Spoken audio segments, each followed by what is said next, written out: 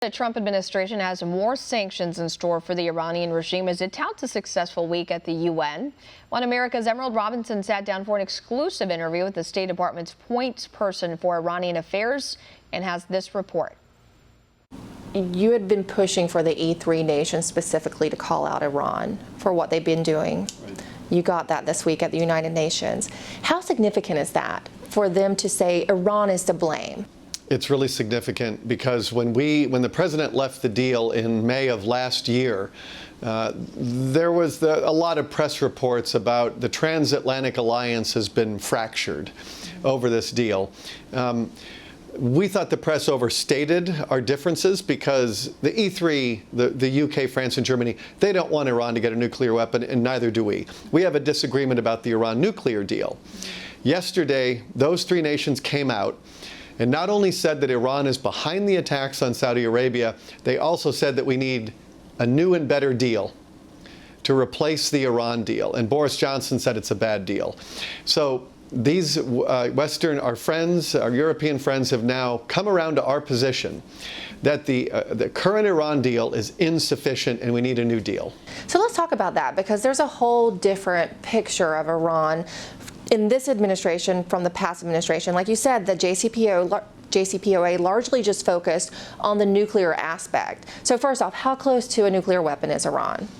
You see estimates of anywhere from 1 to 2 years. The Iran nuclear deal put in place a nuclear breakout of no less than 1 year.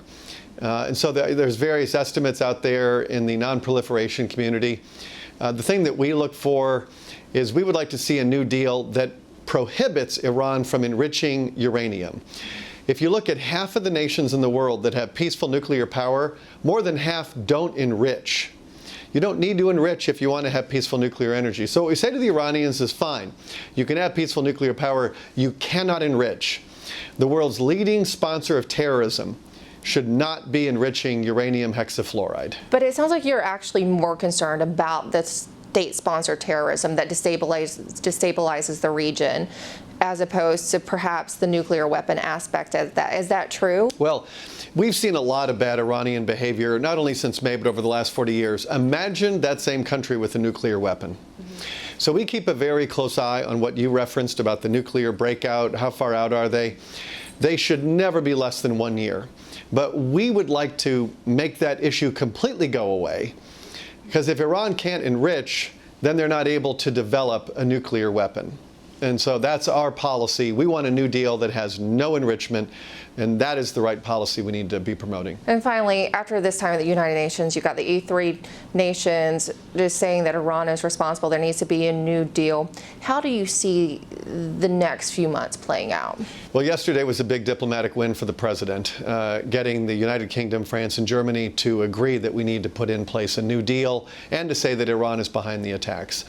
So we would love to see the European Union match our sanctions on Iran's missile program, and this would be a good time to do it. After the attack on Saudi, if not now, when? Are they talking about doing it?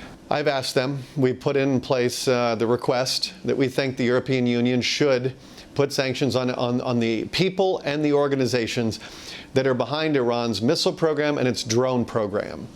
All of these missiles find their way to Hezbollah and to Hamas and to the Houthis in Yemen. We need to crack down on this, and the European Union could do, I think, a significant contribution by matching our sanctions.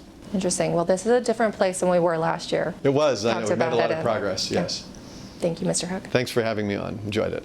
Want to see more videos like this? Click on the link below and subscribe to One America News on YouTube. And call your cable provider and kindly demand that One America News is added to your lineup. Call and subscribe today.